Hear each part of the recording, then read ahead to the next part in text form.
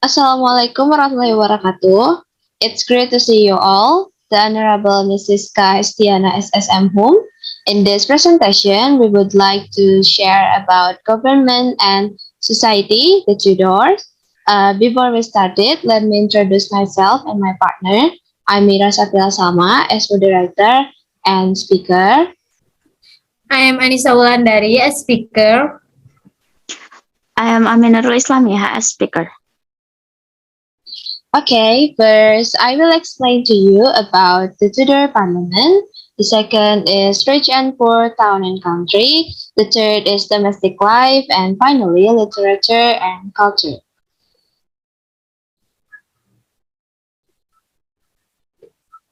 During the Tudor period, the changes in government, society, and the economic of England were more far-reaching than they had been for centuries.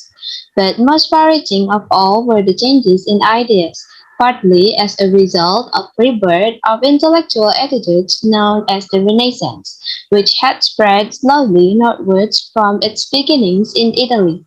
In England, the nature of the Renaissance was also affected by the Protestant Reformation and the economic changes that followed from it.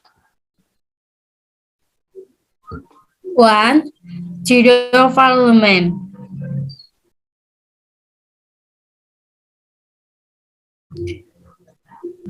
The Tudor monarch did not like governing through Parliament.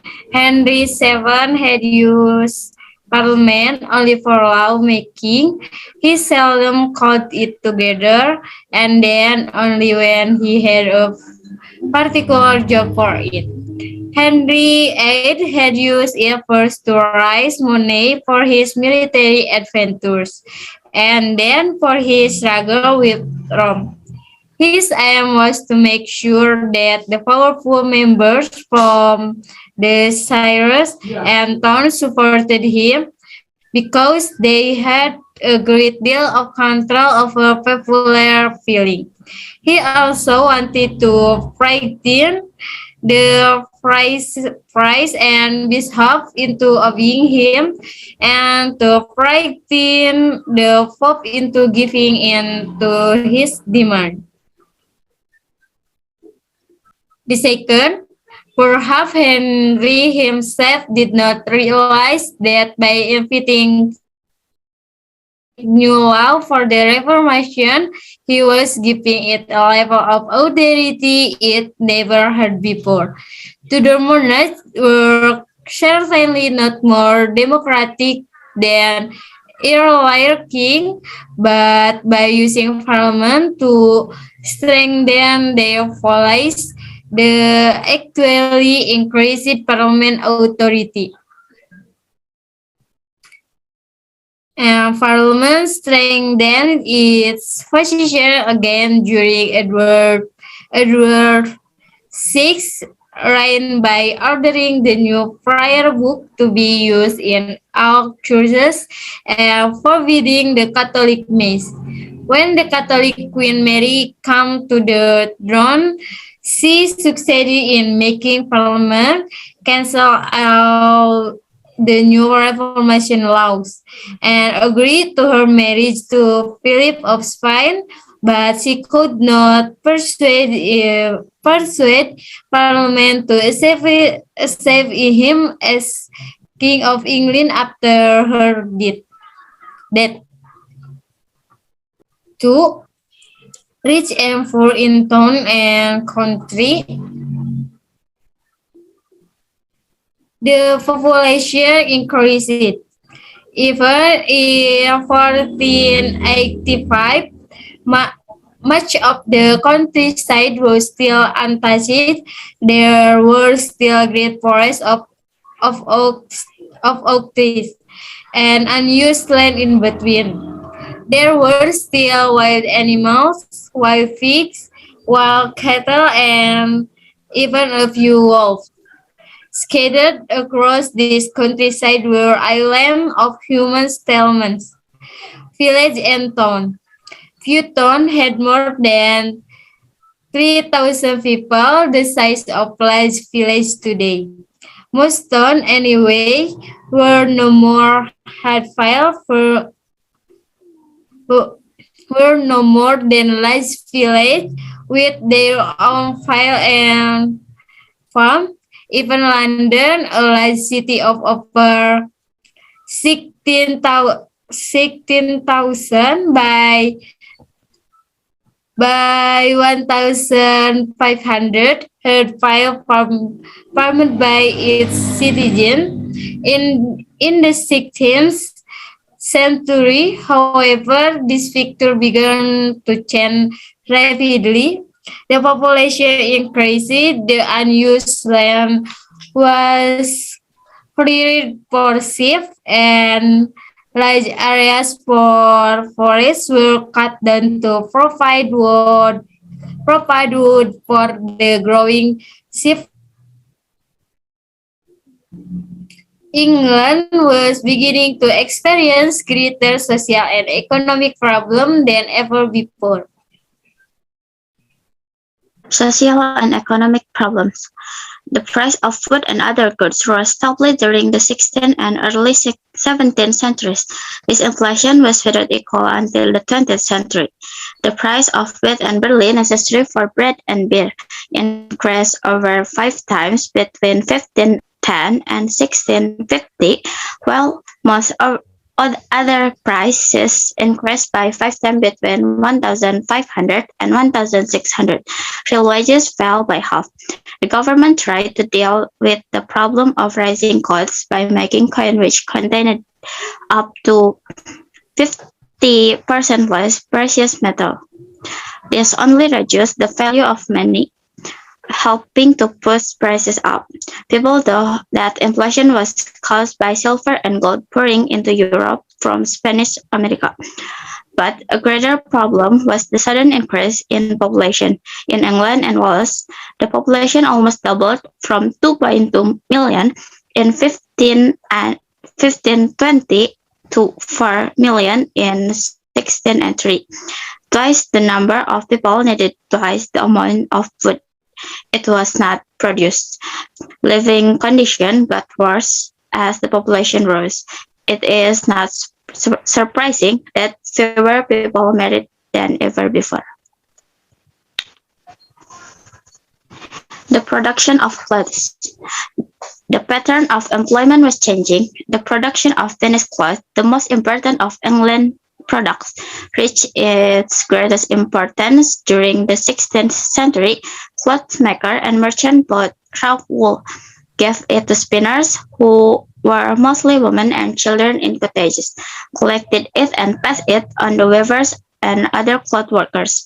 Then they sold it.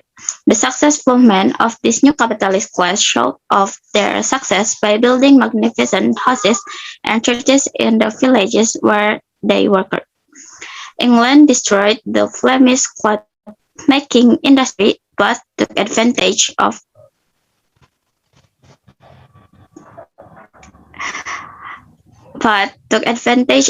the special skill of Flemish craftsmen who came to England.